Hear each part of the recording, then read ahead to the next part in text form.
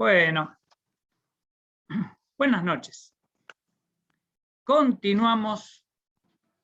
Primera Juan, capítulo 3, ya vamos terminando. Versículos 19 al 24 habíamos dejado ahí un poco en los comentarios, ¿sí? Retomamos. En estos versículos Juan describe las consecuencias inmediatas de la práctica del amor genuino. El que ama asegura en su corazón el gozo y la paz de conciencia. Podemos dividir esta porción del 19 al 24 en tres grupos de 2 versículos cada uno, ¿sí? Versículos 19 y 20. El amor genuino nos asegura que estamos en la verdad y nos proporciona tranquilidad de conciencia. ¿Sí? Leemos los versículos 19 y 20. Nuestras acciones demostrarán que pertenecemos a la verdad y entonces estaremos confiados cuando estemos delante de Dios. Aun si nos sentimos culpables, Dios es superior a nuestros sentimientos y Él lo sabe todo. ¿Sí? Juan acá continúa mencionando la verdad que había ya mencionado en el versículo 18, ¿sí? Y declarando que la manifestación del amor genuino es la prueba que pertenecemos a la verdad. Literalmente lo que dice allí es, somos de la verdad. Esto significa mucho más que decir la verdad, es decir, no mentir, sino que significa que es pertenecer a la esfera celestial, divina, en donde el ser humano alcanza su plena realización en ser de Dios. ¿Sí? Juan 14:6, Jesús dijo, yo soy el camino, la verdad y la vida. De la misma manera que los del partido de la mentira son del diablo, quien no se mantuvo en la verdad y tiene ahora en la mentira su verdadera naturaleza. Juan 8:47, cuando Jesús está hablando allí con los fariseos y dice, ustedes son de vuestro padre el diablo, tienen las mismas actitudes, él es el padre de mentira. ¿Sí? En el versículo 20, Juan plantea que podremos ser demasiado estrictos o demasiado indulgentes al examinarnos, por lo que Juan nos consuela y advierte. A veces uno dice, yo estoy amando, pero estoy amando todo lo que Dios requiere que ame a alguien. Y por ahí es nuestra conciencia que hace un examen mucho más severo de nuestra realidad y nos acusa de nuestra falta, cuando en realidad no lo estamos haciendo. Y lo que está diciendo para que podamos ser consolados en esta actitud, el Dios omnisciente también es el Dios amoroso, el omniamante.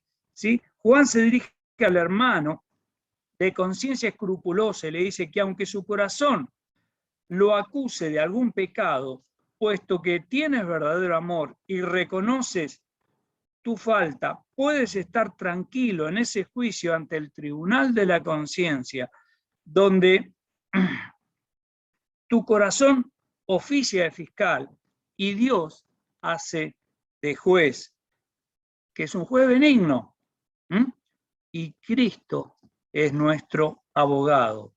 Y su propia comprensión misericordiosa supera a nuestra propia acusación severa. Nuestra conciencia escrupulosa agranda la gravedad del pecado porque distorsiona nuestro discernimiento. Pero Dios lo conoce todo y eso es donde tenemos que basar nuestra tranquilidad o también nuestra intranquilidad, ¿sí? Dios todo lo conoce. Y muchas veces nosotros tenemos actitudes que decimos, bueno, pero no, Dios sabe todo, Dios está siempre presente en cada uno de nuestros actos. ¿Sí? Su visión es exacta, certera y conoce perfectamente nuestras intenciones, por lo que a su vez nos consuela y nos da confianza, y eso es más fuerte que la voz de nuestra conciencia que nos acusa. Él nos afirma que si estamos en Cristo, no nos condenará. Dos versículos, uno muy conocido, Romanos 8:1. Por lo tanto, ya no hay condenación para los que pertenecen a Cristo Jesús, y porque ustedes pertenecen a Él, el poder del Espíritu que da vida los ha libertado del poder del pecado que lleva a la muerte. Y Hebreos capítulo 9, versículos 14 y 15. Imagínense cuanto más la sangre de Cristo nos purificará la conciencia de acciones pecaminosas para que adoremos al Dios viviente.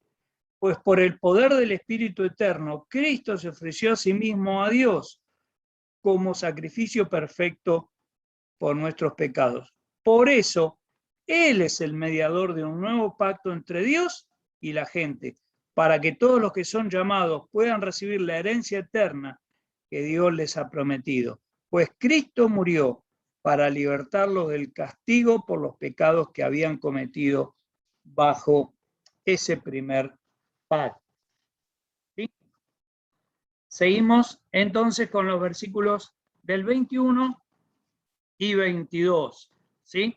Acá lo que está planteando Juan es que debemos estar seguros de que no nos estamos engañando a nosotros mismos, porque si en realidad no hacemos lo que Dios manda, nuestra comunión con Él se interrumpirá y no serán escuchadas nuestras oraciones.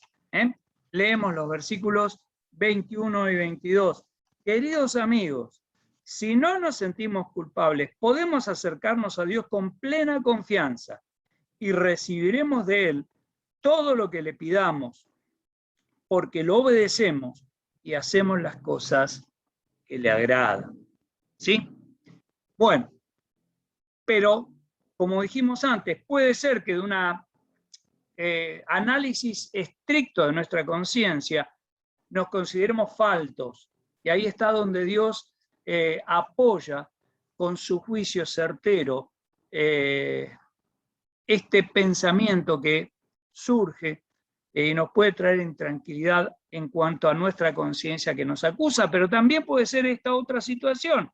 Puede ser que nos vayamos al otro extremo y pequemos de ser relajados en nuestro examen, dando poca importancia a pecados que en realidad son de mucha gravedad. Y hacemos una salvación. No hay calidad de pecados, pero sí hay calidad de consecuencias. ¿Está? Es decir, todos los pecados son faltas ante Dios, desde una pequeña cosa hasta algo más grave.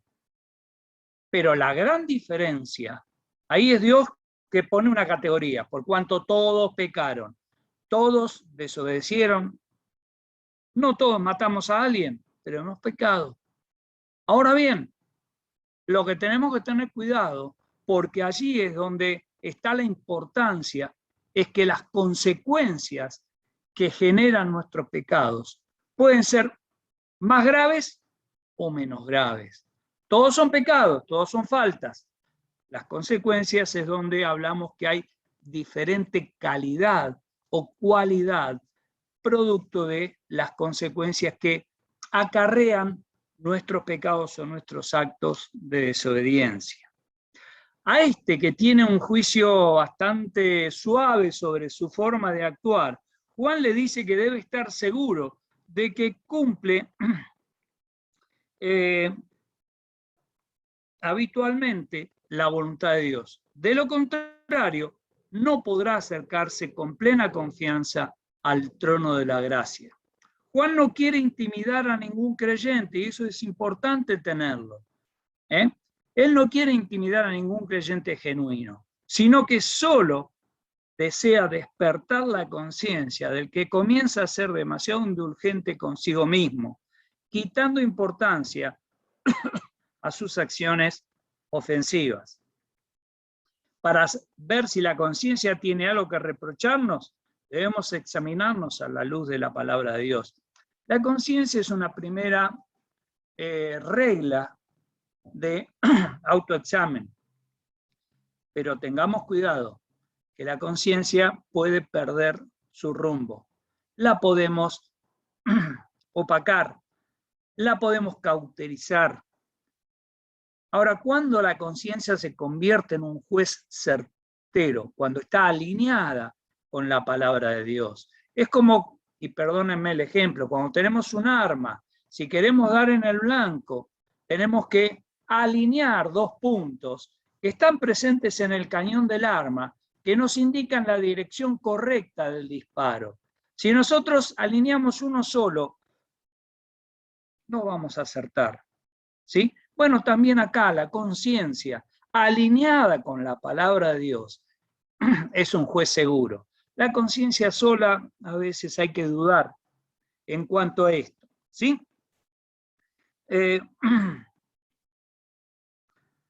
Para ver si la conciencia tiene algo que reprocharnos, debemos examinarlo a la luz de la palabra de Dios, habíamos dicho. Por ejemplo, preguntas, ¿estamos cumpliendo la voluntad de Dios? ¿Estamos haciendo lo que a Él le agrada? Pensemos que hacer lo que a Dios le agrada es más perfecto que cumplir simplemente su voluntad. Compartimos en esta semana también, misericordia quiero y no sacrificios, ¿sí? Pensemos en el pasaje de 2 Corintios 4:4, que si no lo tienen subrayado es bueno que lo subrayemos.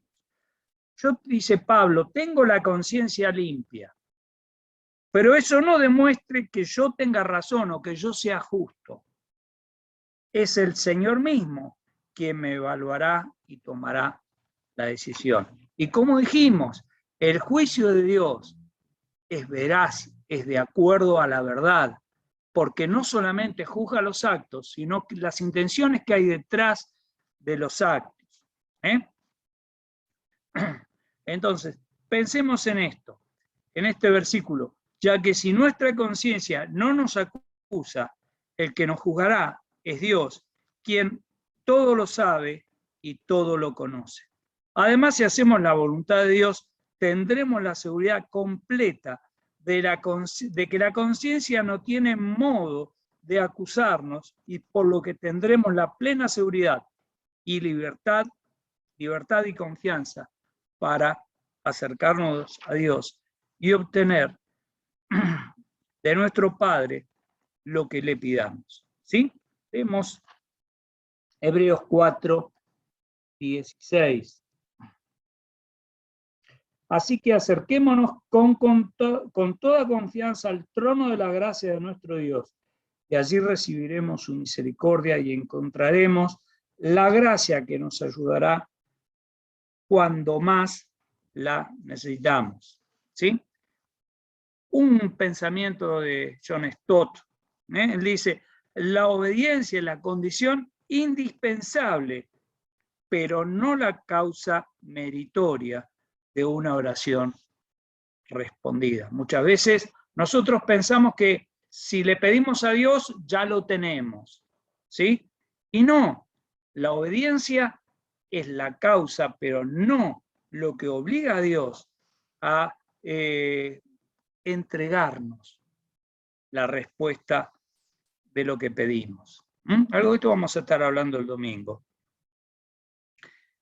Si hacemos lo que a Él le agrada, lo que a Dios le agrada, y obedecemos a Dios, recibiremos lo que pidamos, porque pediremos de acuerdo a su voluntad. Eso no significa que recibamos todo lo que pidamos para satisfacer nuestros deseos egoístas. ¿Sí? Santiago capítulo 4, versículo 3. Aun cuando se lo pidan, tampoco lo reciben, porque lo piden con malas intenciones, desean solamente lo que les dará placer, ¿sí? Ahí es donde estamos planteando lo que decía el comentario de este hermano de John Stott, ¿sí? La obediencia es la condición indispensable, pero no es la causa meritoria de la oración respondida. Si en realidad estamos haciendo o buscando hacer la voluntad de Dios, simplemente no haremos ciertas peticiones, ¿sí? Y ahí es donde nos llama un poco la reflexión. ¿Por qué? Porque si estamos buscando lo que a Dios le agrada, bueno, dejaremos de buscar aquellas cosas que nos causan placer o dejaremos de exigirle a Dios que nos dé aquellas cosas que nos gustan a nosotros, pero que no son para la gloria de Dios, ¿sí? Terminamos leyendo Hebreos 13, 20 y 21.